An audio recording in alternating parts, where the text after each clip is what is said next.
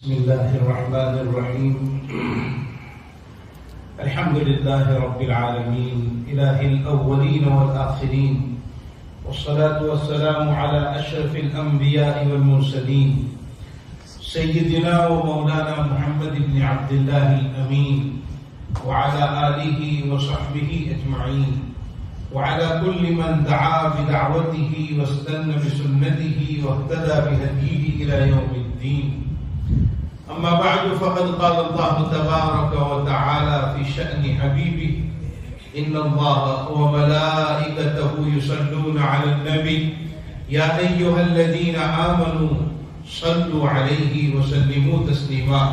اللهم صل على سيدنا محمد وعلى آل سيدنا ومولانا محمد وبارك وسلم.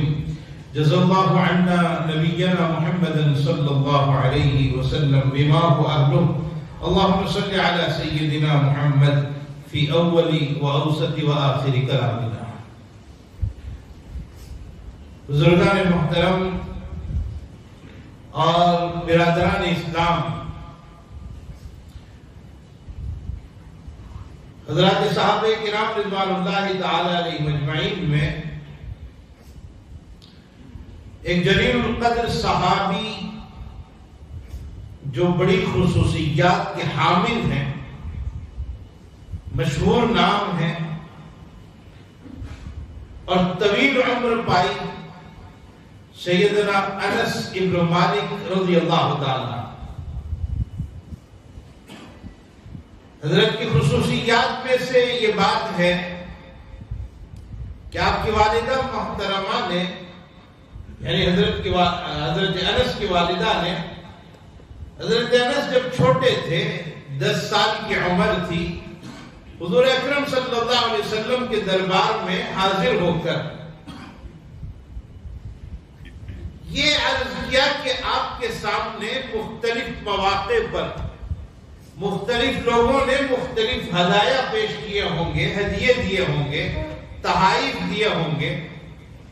میں اپنا لخت جگر تمہیں آپ کو دینے کے لیے آئی.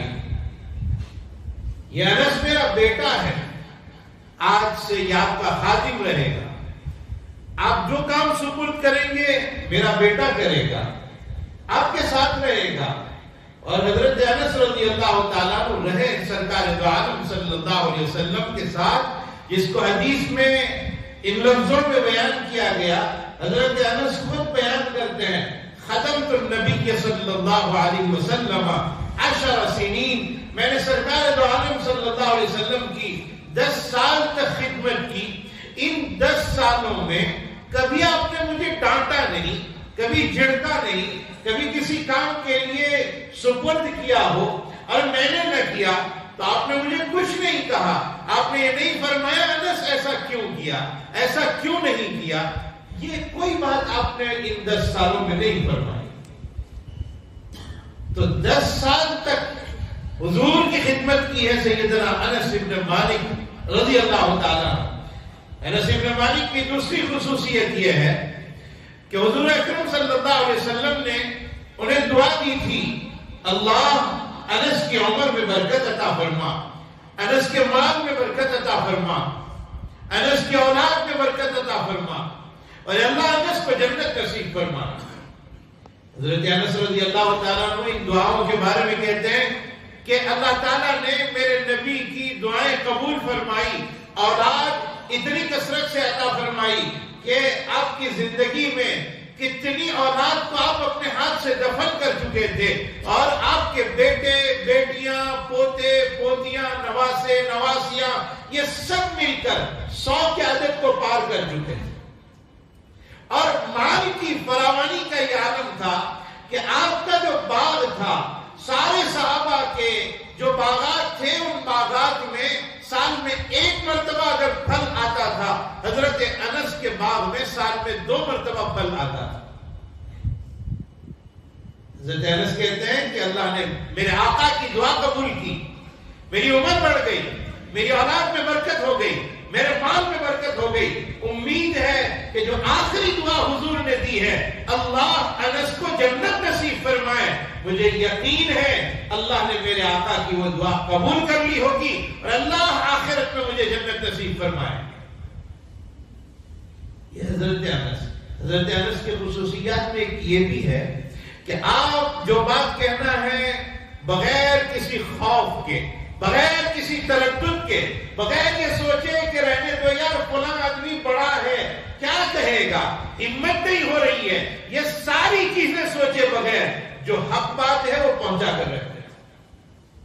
عبید اللہ ابن زیاد کے دربار میں ایک مرتبہ حوض کوثر پر گفتگو ہوئی کہ اللہ کے نبی صلی اللہ علیہ وسلم نے فرمایا ہے قیامت میں اللہ تعالیٰ مجھے حوض عطا فرمائیں گے اور وہ حوض کا پانی بڑا لذیذ، بڑا شیریں، اور جو ایک مرتبہ پی لے پھر اسے کبھی پیاس نہیں لگے گی. اس حوض پر پینے کے لیے جو آب خورے اور جو پیالے اور جو گلاس اور جو کاس رکھے گئے ہیں وہ اتنی مقدار میں ہیں جیسے آسمان کے اوپر ستارے جگمگاتے ہیں، اس کی تعداد سے زیادہ کپ اس کے اوپر رکھے ہوئے ہیں.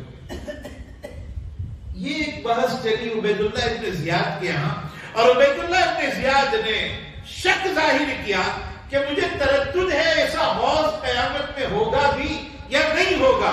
حضرت انس کو پتا چلا، حضرت انس نے کہا اچھا اس نے شک ظاہر کیا ہے، چلو میں جاتا ہوں اس کے دربار میں. عبید اللہ ابن زیاد کے یہاں بذات خود حاضر ہوئے اور جا کر اس سے سوال کیا کہ کیا تجھے شک ہے حضور کے حوض کے بارے میں؟ بیٹھ میں تجھے حدیث سناتا ہوں. میرے آقا صلی اللہ علیہ وسلم نے فرمایا ہے اللہ آخرت میں مجھے حوض اس طرح کا عطا فرمانے والا ہے. صاف بات کہہ دی، وہاں سے نکل گئے. ہمارے اندر یہ کمی ہے، بہت کمی ہے. نبی اکرم صلی اللہ علیہ وسلم نے فرمایا اور مسلم شریف کی روایت ہے من رأى منکم منکرا فلیغیرہ بیدہ، تم میں سے جو بھی آدمی برائی ہوتے ہوئے دیکھے اگر قدرت ہے ہاتھ سے روک دے. وَإِن لَمْ يَسْتَطِعْ فَبِلِسَانِهِ، اگر ہاتھ سے نہیں روک سکتا زبان سے روک دے. وَإِن لَمْ يَسْتَطِعْ فَبِقَلْبِهِ، اور اگر زبان سے نہیں روک سکتا کم از کم دل سے تو برا جانے. وَذَلِكَ أَضْعَفُ الْإِيمَانِ، یہ دل سے برا جاننا یہ ایمان کا آخری درجہ. ہمارے حضرت شیخ علیہ الرحمہ نے فضائل اعمال میں ایک بات عجیب ذکر فرمائی. طبیعت مچل جاتی ہے اور دل کانپنے لگتا ہے اس بات کو پڑھتے پڑھتے، سوچتے سوچتے کہ حضرت کیا فرما رہے ہیں، اور ہمیں اپنی ذات پر یہ ایسا ہونے لگتا ہے کہ ہم کس درجے کے مسلمان ہیں. حضرت شیخ علیہ الرحمہ فرماتے ہیں میرا اپنا بیٹا، میری اپنی بیٹی، میری اپنی بیوی، میرا اپنا وہ شخص جو میرے ماتحت ہے، جسے میں ہاتھ سے روکنے کی طاقت رکھتا ہوں، جسے میں زبان سے کہنے کی طاقت رکھتا ہوں، میرا بیٹا، میری بیٹی اسلام کے خلاف وضاحتہ کو اختیار کرتے ہوئے، اسلام کے خلاف لباس پہن کر اور عریانیت کے عالم میں بے پردہ ہو کر میری بیٹی میرے گھر سے باہر نکلتی ہے. میں باپ ہوں، میں اپنی بیٹی کو دیکھ رہا ہوں، یہ کھلے سر گھر سے نکل رہی ہے، بغیر پردے کے نکل رہی ہے، بغیر برقعے کے نکل رہی ہے. ہونا یہ چاہیے تھا میں ہاتھ پکڑ لیتا کہ بیٹی یہ اسلام کا طریقہ نہیں ہے، یہ اسلامی قانون نہیں ہے، گھر میں آ جا، اپنے آپ کو چھپا لے اور ضرورت ہو تو چھپا کر باہر نکل. ہم نہیں کہتے ہیں ہمارا بیٹا اسلام کے خلاف کام کر رہا ہے، ہمیں طاقت دی ہے اللہ نے، ہم چاہتے اس کو ہاتھ پکڑ کے روک لیتے، بیٹا یہ طریقہ تمہارا غلط ہے، لیکن ہم اسے نہیں کرتے. اور ہاتھ سے تو نہیں روکتے، زبان سے بھی ان کو نہیں کہتے، اور زبان سے تو نہیں کہتے، دل میں بھی یہ خیال نہیں آتا کہ میری بیٹی کیا کر رہی ہے، میرا بیٹا کیا کر رہا ہے. بلکہ کوئی اور سمجھانے آئے تو ہم لوگ الٹی بات کرتے ہیں. کوئی سمجھانے ہے کہ تیرا بیٹا فلاں جگہ بیٹھا ہوا تھا اوباش قسم کے لوگوں کے ساتھ، اس کا لباس اچھا نہیں ہے، تیری بیٹی کا لباس اچھا نہیں ہے، جانے تو تارو کام کرنے، کوئی نہیں خبر میں تو صبح جواب مجھے. یہ ہماری زبان میں جملے آتے ہیں. میرے بھائیوں، حضرت شیخ علیہ الرحمہ فرماتے ہیں اگر میں جس کو روک سکتا ہوں اس کو برائی کرتے ہوئے ہاتھ سے نہ روکوں، زبان سے نہ روکوں اور دل سے برا نہ جانوں. آج کل کے تو ماں باپ ہمارے ماڈرن زمانے کی دہائی دیتے ہوئے بچوں کی تعریف کرتے ہیں، کتنا سمارٹ نظر آ رہا ہے، بچی کتنی خوبصورت نظر آ رہی ہے. کل کو قیامت میں اللہ کے نبی صلی اللہ علیہ وسلم کی حدیث یاد رکھنا، بخاری شریف میں حدیث موجود ہے، حضور اکرم صلی اللہ علیہ وسلم فرما رہے ہیں کلکم راعٍ وکلکم مسئول عن رعیتی، تم میں سے ہر شخص ذمہ دار ہے اور ہر ایک کو اپنے ماتحت کے بارے میں پوچھا جائے گا. میرے بچے کی تربیت کا سوال مجھ سے کیا جائے گا، میری اولاد کی تربیت کا سوال مجھ سے کیا جائے گا، میری بیوی کے بارے میں دینی امور کے معاملات مجھ سے پوچھے جائیں گے. کل قیامت میں ہمیں ان کے بارے میں جواب دینا پڑے گا. حضرت شیخ فرماتے ہیں ہماری اپنی بیٹی بے پردہ باہر نکلے، ہاتھ سے ہم نہ روکیں، زبان سے اگر ہم نہ روکیں، اور اگر دل سے برا بھی نہ جانے، تو حضور نے فرمایا ہے دل سے برا جاننا یہ ایمان کا آخری درجہ ہے. ہمیں اپنے بارے میں ٹٹولنا چاہیے، غریبان میں منہ ڈال کر سوچنا چاہیے کہ میں تو برائی کو دل سے بھی برا نہیں جانتا، تو میرا ایمان کس درجے کا باقی رہا. سوچنے کی بات. بہرحال میں یہ عرض کر رہا تھا، حضرت انس ابن مالک رضی اللہ تعالیٰ عنہ عبید اللہ ابن زیاد کے دربار میں حاضر ہوئے اور حق بات سنا دی، اور حق بات سنا کر بھی وہاں سے نکل بھی گئے. انس ابن مالک رضی اللہ تعالیٰ بڑے اونچے درجے کے صحابی. اور میں آپ کو ایک بات سناؤں. سیدنا عمر بن الخطاب رضی اللہ تعالیٰ عنہ کے زمانے میں ایک جنگ ہو رہی تھی تستر کے علاقے میں. تستر ایک علاقے کا نام ہے، اور وہاں لڑائی ہو رہی تھی. مسلمان جنگ کر رہے تھے تستر کے علاقے کے ساتھ، اور تستر کا جو بادشاہ تھا ہرمزان، وہ اس لڑائی سے تنگ آ کر اب صلح کرنا چاہ رہا تھا. تو مسلمانوں کے سامنے پیشکش کی کہ میں آپ کے امیر المؤمنین عمر ابن الخطاب سے بات کرنا چاہتا ہوں. حضرت عمر کا دور چل رہا تھا، تو بادشاہ کو بات کرنے کے لیے جن کے ساتھ بھیجا گیا حضرت عمر کے پاس، وہ سیدنا انس ابن مالک رضی اللہ تعالیٰ عنہ تھے. حضرت انس اس کو لے کر گئے، امیر المؤمنین سیدنا عمر ابن الخطاب رضی اللہ تعالیٰ عنہ کے سامنے پیش کیا. کہا یہ آپ سے کچھ بات کرنا چاہتا ہے. حضرت عمر نے کہا بیٹھ جاؤ. کیا بات کرنا چاہتے ہو؟ کہا میں کیسے بات کروں؟ اور مزان کہہ رہا ہے تستر کا بادشاہ حضرت عمر کے سامنے کھڑا ہے اور سوال کر رہا ہے میں آپ کے سامنے کس طرح بات کروں؟ میں مردہ لوگوں کی طرح بات کروں، یعنی ڈرتے ڈرتے بات کروں، یا آپ مجھے یہ کہو کہ بے خوف ہو کر بات کریں؟ تو میں بے خوف ہو کر بات کرتا ہوں. آپ کیسی بات مجھ سے سننا چاہتے ہیں؟ حضرت عمر نے کہا لا بأس بک، آرام سے بات کرو، ڈرنے کی بات نہیں. میرے سامنے کھڑے ہو، ڈرنے کی بات نہیں، آرام سے بات کرو. تو اب اس نے بات چیت شروع کی، اور مزار نے کہا عمر ایک زمانہ تھا جب تم مسلمان نہیں تھے، ہم آج بھی مسلمان نہیں ہیں. تم مسلمان نہیں تھے، ہم تو ویسے ہی ابھی بھی مسلمان نہیں ہیں، لیکن تم اور ہم جب اسلام سے دور تھے ہم ہمیشہ تمہارے اوپر غالب رہے ہیں، لیکن جب سے تم نے محمد رسول اللہ صلی اللہ علیہ وسلم کا کلمہ پڑھا ہے میں دیکھ رہا ہوں کہ برابر تم غالب ہوتے چلے جا رہے ہو، اور تمہیں پسپا کرنا اب ہمارے بس کی بات نہیں. یہ بات چیت جب اس کی ختم ہوئی تو حضرت عمر بن الخطاب رضی اللہ تعالیٰ حضرت انس سے مشورہ کر رہے ہیں، انس تمہارا کیا خیال ہے، میں اس کے ساتھ کیا معاملہ کروں؟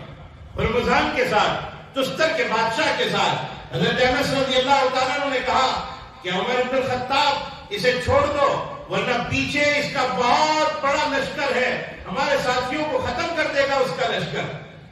حضرت عمر رضی اللہ تعالیٰ نے کہا کہ کیسے چھوڑ دو اسے، میرا دل چاہتا ہے اسے ختم کر دیا جائے، اسے اڑا دیا جائے، اسے تہدید کر دیا جائے. کیسے چھوڑ دیں؟ اس نے ہمارے دو بہت بڑے صحابہ کو قتل کیا ہے، میرا دل نہیں چاہتا کہ اسے چھوڑ دیا جائے. حضرت انس رضی اللہ تعالیٰ نے کہا عمر چھوڑ دو. کہا کیوں چھوڑ دو؟ کہا آپ نے ابھی بات کرنے سے پہلے یہ کہا تھا کہ ڈرو مت، اطمینان سے بات کرو، اور جب کوئی خلیفہ ہو کر اتنے بڑے عہدے پر بیٹھ کر اپنے سامنے والے سے کہے ڈرو مت، آرام سے بات کرو، اس کے بعد اس خلیفہ کے لیے سامنے والے کو قتل کرنا جائز نہیں ہوتا. حضرت عمر نے کہا کیا بات کر رہے ہو، میں اس کو قتل کر دوں گا؟ یا پھر جو مسئلہ آپ بتا رہے ہو انس، کسی اور آدمی کسی اور صحابی کو لاؤ جو گواہی دے کہ واقعتاً مسئلہ یہی ہے، ورنہ پھر میں اسے قتل کر دوں گا. اور تم اس کی رعایت کیوں کر رہے ہو؟ کیا اس سے کچھ فائدہ پہنچنے والا ہے؟ کہ اللہ کی قسم مجھے ایک پیسے کا فائدہ نہیں پہنچنے والا، ایک کوڑی کا فائدہ نہیں پہنچنے والا، لیکن میں تمہیں اے عمر میں آپ کو حق بات بتا رہا ہوں، مسئلہ بتا رہا ہوں، اور میں ابھی گواہ لے کر آتا ہوں جو گواہ یہ بتلائے گا کہ واقعتاً مسئلہ یہی ہے۔ حضرت انس باہر گئے اور باہر ایک صحابی کو تلاش کیا، سیدنا زبیر بن العوام رضی اللہ تعالیٰ عنہ کو، اور ہاتھ پکڑ کر لے آئے اور پیش کیا حضرت عمر کے سامنے، اور حضرت زبیر بن العوام نے گواہی دی کہ عمر مسئلہ یہی ہے، شریعت کا قانون یہی ہے کہ آپ نے جب اسے کہہ دیا بے خوف ہو کر بات کرو تو وہ آپ کی طرف سے امن مل گیا، آپ کی طرف سے اسے اطمینان مل گیا، اور آپ کے لیے اس کو قتل کرنا اب جائز نہیں۔ خیر حضرت عمر نے اس کو چھوڑ دیا، اور جیسے ہی وہ چھوٹا رمضان اس نے کہا اشہد ان لا الہ الا اللہ واشہد ان محمد عبدہ ورسولہ، مسلمان ہو گیا۔ میں یہاں ایک بات آپ کو سمجھانا چاہتا ہوں حضرت انس کے سلسلے میں، کہ اگر حضرت انس خاموش رہتے اور حضرت عمر اس کو قتل کر دیتے، کفر کی حالت میں ایک آدمی مرتا، لیکن حضرت انس نے جو مسئلہ پیش کیا ہرمزان مسلمان ہوا، اس کے اسلام لانے کا اگر کوئی سبب بنا ہے تو حضرت انس ابن مالک سبب بنا، اور جتنا ثواب ہرمزان کو مسلمان ہونے کا ملے گا اتنا ہی ثواب حضرت انس کو اس کی رہنمائی کرنے کا ملے گا۔ لَأَن يَهْدِيَ اللَّهُ بِكَ رَجُلًا وَاحِدًا خَيْرٌ لَكَ مِنْ حُمُرِ النَّعَمِ۔ سرکار دو عالم صلی اللہ علیہ وسلم نے فرمایا اگر تیرے ذریعے سے ایک آدمی کو ہدایت مل جائے تو وہ 100 سرخ اونٹوں سے زیادہ قیمتی ہے۔ ہدایت کا ذریعہ بنے حضرت انس، اور حضور اکرم صلی اللہ علیہ وسلم کی یہ بات پر عمل کر کے بتلایا کہ اس کو چھوڑ دو، اور چھوڑ دیا گیا، وہ مسلمان ہو گئے۔ میرے بھائیوں، حضرت انس کی اس شخصیت کو آپ کے سامنے پیش کر کے میں ایک حدیث آپ کے سامنے بیان کرنا چاہتا ہوں جس روایت کے راوی حضرت انس ہیں۔ میں نے حضرت انس کا تعارف کروا دیا وہ حدیث سنانے سے پہلے، اب وہ حدیث آپ سمجھ لیجئے کہ کیا حدیث ہے۔ سرکار دو عالم صلی اللہ علیہ وسلم حضرت انس سے کہہ رہے ہیں یا بنیا، اے میرے چہیتے بیٹے، اے میرے پیارے بیٹے، اے میرے محبوب بیٹے۔ حضور فرما رہے ہیں کتنے پیار کے ساتھ، کتنی شفقت کے ساتھ، کتنی محبت کے ساتھ، اے میرے پیارے بیٹے، ان قدرت ان تصبح وتمسی وليس في قلبك غش لاحد فافعل۔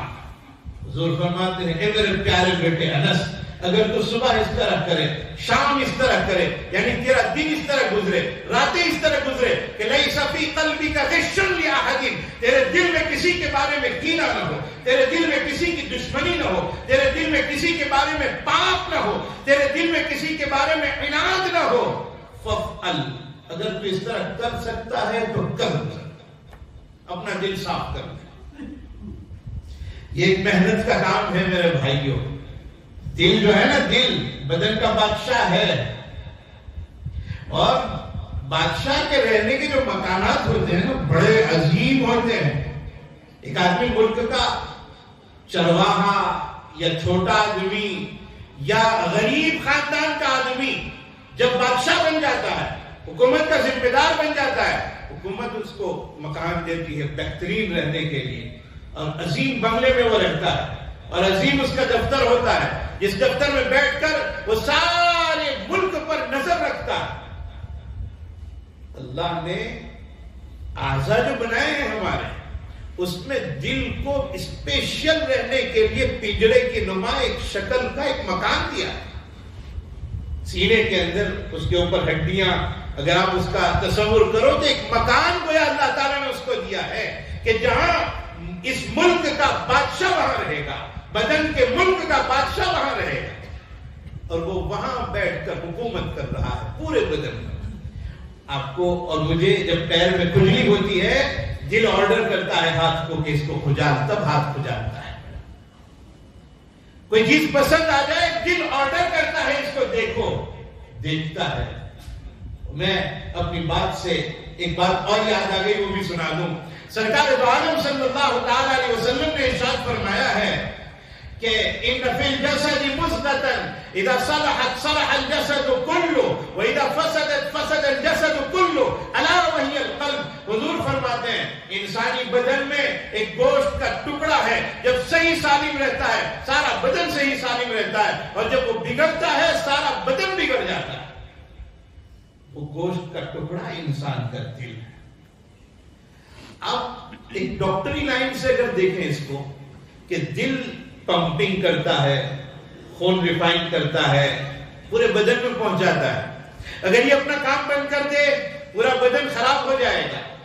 دل میں جو چیز موجود ہے، خون موجود ہے، ریفائن ہو رہا ہے، کام چل رہا ہے، پورے بدن کو پہنچتا ہے. معلوم ہوا دل میں وہ طاقت اللہ نے رکھی ہے کہ جو کچھ اس کے پاس ہوگا وہ سارے بدن میں پہنچائے گا.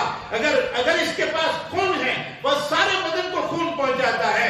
اسی طرح میرے بھائیوں پلوں سے باندھ لینے والی بات ہے کہ اگر اس دل میں اللہ کی نورانیت ہے تو سارے بدن کو وہ نورانیت ملے گی. اس دل میں اللہ کا ڈر ہے تو سارے بدن کو ملے گا. اس دل میں اللہ کی معیت ہے سارے بدن کو وہ چیز ملے گی. اور پھر حضور نے جو فرمایا ہے اس کو آپ سمجھ لیجئے کہ جب یہ بنتا ہے تو سارا بدن بنتا ہے. اس میں اللہ کا ڈر ہے. آنکھوں میں ڈر پیدا ہوگا وہ بدنگاہی چھوڑ دیں گے. ہاتھوں میں ڈر پیدا ہوگا وہ چوری چھوڑ دیں گے، ڈنڈی مارنا چھوڑ دیں گے اور خیانت کرنا چھوڑ دیں گے. پیروں میں اگر تقوی آ گیا، دل میں اگر تقوی ہے تو پیر غلط جگہوں کی طرف جانا چھوڑ دیں گے.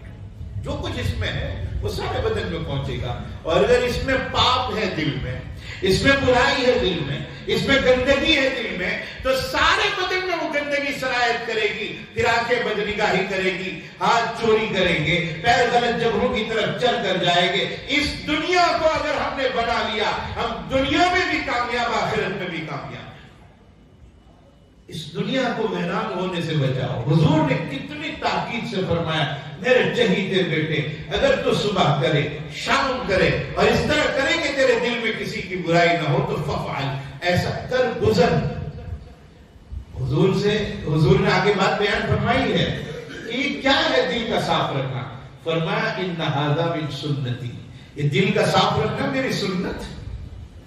سفید کپڑے ہم نے پہن لیے سنت سمجھ کر، اللہ تعالیٰ تمام سنتوں پر عمل کرنے کی توفیق عطا فرمائے. عطر لگا لیا اس لیے کہ وہ سنت ہے، امامت سجا لیا یہ سوچ کر کہ یہ سنت ہے. میرے بھائیوں ہم ساری چیزیں یہ سوچ کر کرتے ہیں کہ فلاں چیز کرنی چاہیے، سنت ہے سنت ہے. دل کا صاف رکھنا حضور فرماتے ہیں میری سنت ہے.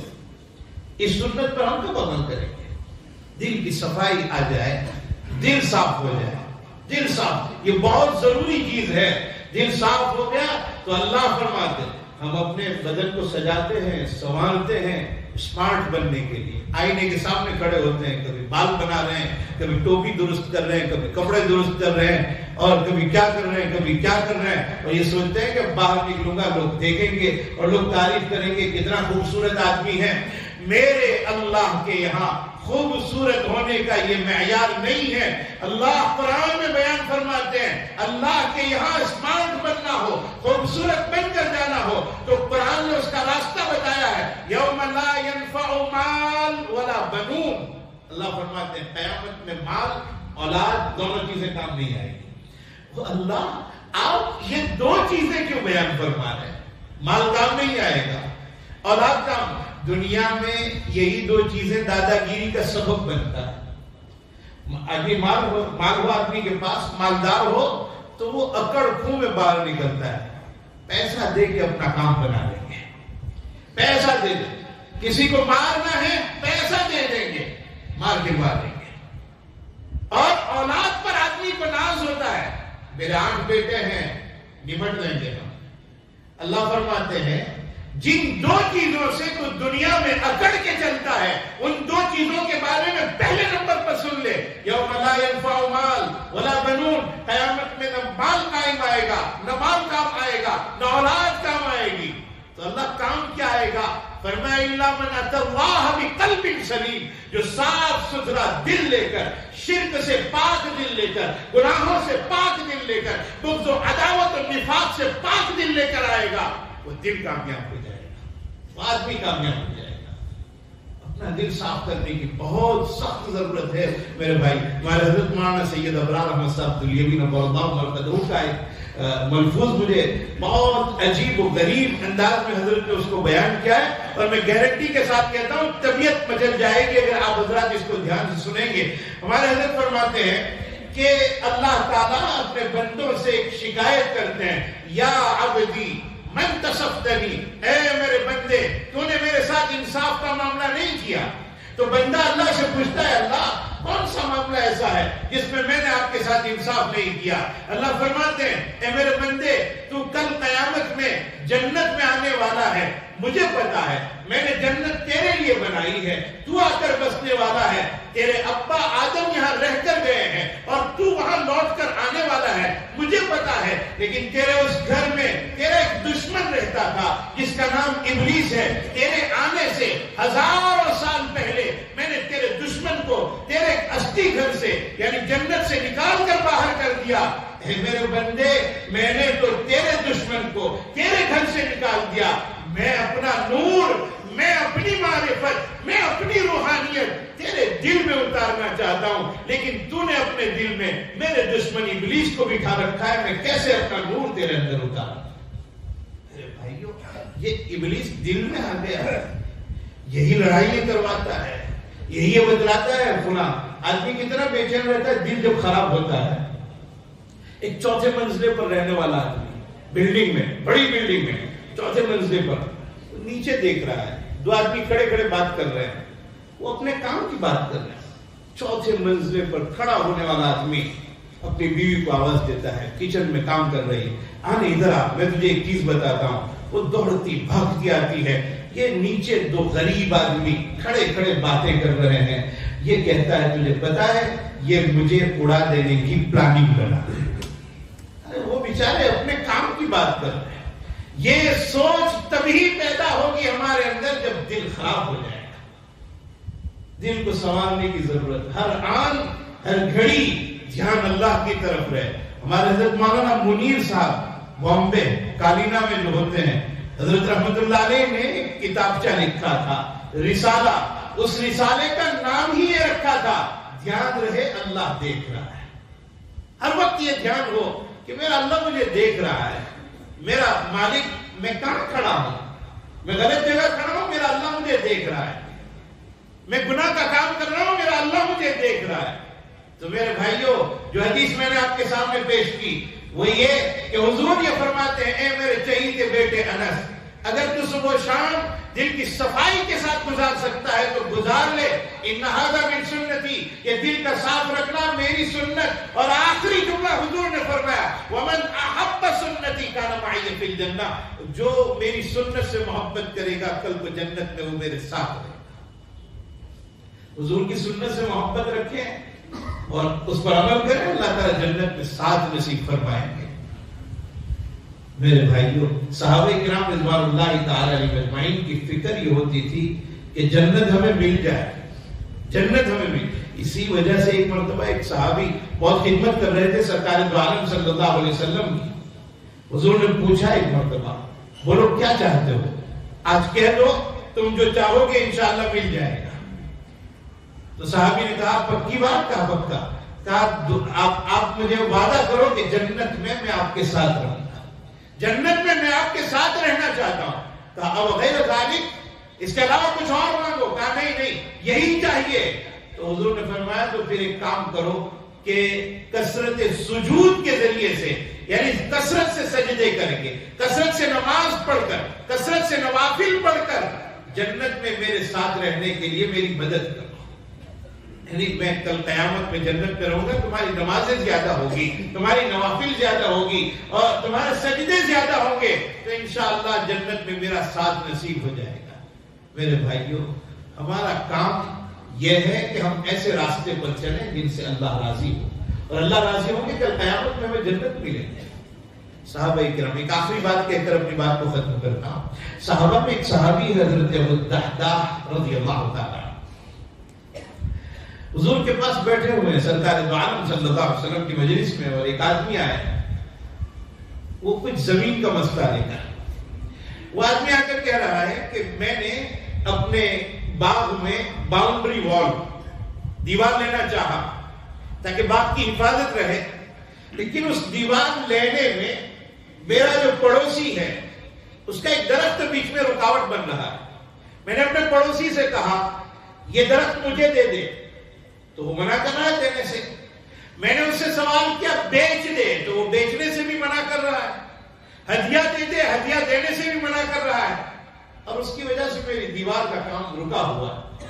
حضور صلی اللہ علیہ وسلم نے بلایا اور بلا کر کہا کہ میں تجھ سے یہ درخت جو رکاوٹ بن رہا ہے میں مانگتا ہوں، مجھے دے دے۔ وہ آدمی کہنے لگا نہیں مجھے نہیں دینا، بیچ لو۔ کہا نہیں بیچنا ہے۔ کہا ایک درخت مجھے دے دو، تمہیں میں وعدہ کرتا ہوں کہ جنت میں تمہیں ایک درخت دلواؤں گا جس کا سایہ 100 سال کی مسافت تک ختم نہیں ہوگا۔ انہوں نے کہا نہیں مجھے نہیں دینا۔ ابو الدرداء رضی اللہ تعالیٰ عنہ وہاں بیٹھے ہیں اور حضور صلی اللہ علیہ وسلم کے کان میں پوچھ رہے ہیں اللہ کے نبی وہ درخت اگر میں آپ کو کسی طرح دلوا دوں تو آپ نے جو اس کو وعدہ کیا ہے کہ جنت میں اتنا لمبا درخت ملے گا، اتنے لمبے سائے والا، کیا وہ مجھے مل جائے گا؟ حضور نے فرمایا بالکل مل جائے گا۔ تو حضرت ابو الدرداء اس آدمی کے پاس گئے، کہا میں تمہیں ایک باغ دیتا ہوں، وہ درخت مجھے دے دو۔ ابو الدرداء کا باغ بہت مشہور تھا اور کتابوں میں لکھا ہے کہ 500 درخت کھجور کے ان کے باغ کے اندر لگے ہوئے تھے، اور بعض حضرات کہتے ہیں اس سے بھی زیادہ تھے، اور اس میں ایک مکان بھی تھا چھوٹا، پانی کا بھی انتظام تھا۔ تو وہ آدمی کہنے لگا ٹھیک ہے آپ اپنا باغ مجھے دے دو، یہ درخت میں آپ کو دیتا ہوں۔ وہ ابو الدرداء اس آدمی کو لے کر باغ کا قبضہ دینے کے لیے جا رہے ہیں ایک درخت کے بدلے میں، اور وہ درخت جنت دلوائے گا میرے آقا کی زبان سے نکلی ہوئی بات۔ تو ابو الدرداء گئے، باغ کے باہر کھڑے ہیں، اندر قدم نہیں رکھ رہے ہیں، یہ سوچ کر کہ میں اندر گیا اور دوبارہ باغ کی محبت میرے اندر آ گئی۔ باہر کھڑے ہیں، اپنی بیوی کو آواز دے رہے ہیں یا ام الدرداء تعالی، اے درداء کی امی باہر آ جاؤ۔ کہا آپ اندر آ جاؤ۔ کہا نہیں نہیں، یہ باغ اب اپنا نہیں رہا، یہ باغ میں حضور کے ہاتھوں ایک جنت کے درخت کے بدلے میں بیچ چکا ہوں، تم باہر آ جاؤ۔ ابو الدرداء کی بیوی باہر آ رہی۔ ہم لوگ اگر کوئی چیز مدرسے میں جیب میں 5000 روپے ہو دے دے انہیں گھر پہ جا کے پھر کہے بیوی کو کہ 5000 میں مدرسہ میں آپ بھی دیتا جوا جی اٹھائی کرنا۔ ابو الدرداء یہ کہہ رہے ہیں باہر آ جاؤ، میں اندر نہیں آتا، یہ باغ میں دے چکا ہوں۔ تو ابو الدرداء کی بیوی اپنے بچوں کے ہاتھ میں کچھ کھجوریں دیکھ رہی ہے۔ بیوی نے کہا بیٹا پھینک دو پھینک دو، اب یہ باغ ہمارا نہیں، اب جنت میں ہمارا باغ ملے گا، جنت میں ملے گا، چلو چلو باہر نکلو باہر نکلو۔ تو وہ عورت بھی باہر نکل گئی۔ ابو الدرداء رضی اللہ تعالیٰ اور حضرت ابو الدرداء رضی اللہ تعالیٰ عنہ نے اسے ایک درخت کے بدلے میں یہ باغ کو دے دیا، درخت کو حضور کے حوالے کر دیا۔ میرے بھائیو یہ وہ صحابہ تھے جنہیں یہ پتہ چل جائے کہ جنت اس راستے پر ملتی ہے، وہ اس راستے کو اختیار کرتے تھے۔ ہمیں پتہ ہے جنت قرآن کے راستے پر ہے، ہمیں پتہ ہے جنت سنت کے راستے پر ہے، ہمیں پتہ ہے کہ جنت ابلیس کے راستے پر نہیں ہے، ابلیس کے راستے پر جہنم ملنے والی ہے۔ ہمیں پتہ ہے پرفتن دور چل رہا ہے، اس فتنے کے دور میں ہمیں اپنے دل کو بچانا ہے۔ میرے بھائیوں اللہ ہمیں عمل کی توفیق عطا فرمائے۔ حضرت انس سے حضور نے یہی فرمایا دل صاف کر لو، دل صاف کر لو۔ اللہ سے دعا کرتے ہیں اللہ ہمیں اپنے دلوں کو صاف کرنے کی اور دلوں کی دنیا ذکر اللہ سے آباد کرنے کی اللہ توفیق عطا فرمائے۔ یہ دعا ازمن و از جملہ آمین بار و آخر دعوانا الحمدللہ رب العالمین۔